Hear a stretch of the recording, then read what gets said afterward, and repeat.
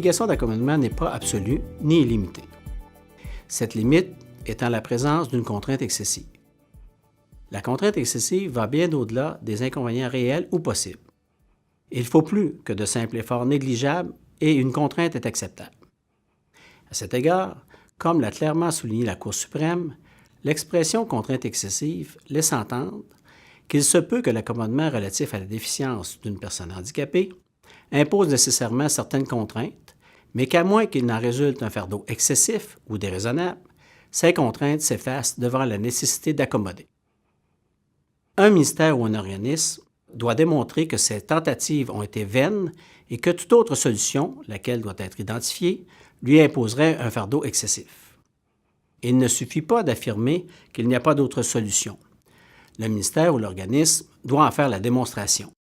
C'est à la lumière des tentatives d'accommodement et non d'une simple projection des difficultés pour le ministère ou l'organisme découlant du handicap qu'il faut évaluer l'éventuelle contrainte excessive.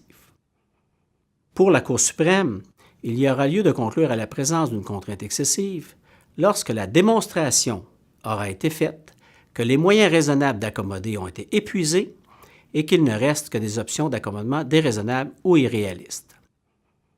La jurisprudence a établi des critères destinés à mieux cerner la présence ou non d'une contrainte excessive, lesquels doivent être appliqués d'une manière souple et conforme au bon sens.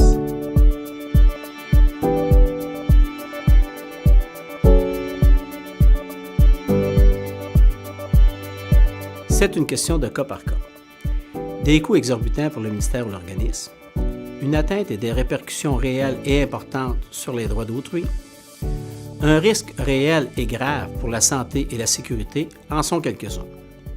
Concernant les coûts, la Cour suprême a déjà jugé que, bien que, dans certaines circonstances, le coût excessif puisse justifier le refus de composer avec les personnes atteintes de déficience, il faut se garder de ne pas accorder suffisamment d'importance à l'accommodement de la personne handicapée.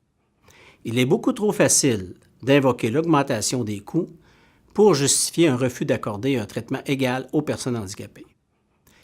Les tribunaux étant exigeants, comme nous venons de le souligner, il devient alors très difficile pour les ministères ou les organismes de démontrer que le coût d'un accommodement représente une contrainte excessive vu le budget dont ils disposent.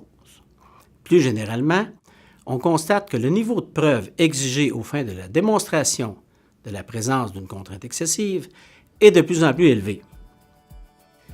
Il est bien qu'il en soit ainsi, car la non-discrimination et l'accommodement sont des droits et ne constituent pas un privilège dont l'octroi est laissé au bon vouloir de chacun.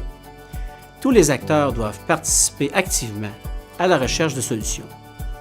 Pour leur part, les ministères ou les organismes devraient faire preuve de leadership et adopter une approche exemplaire.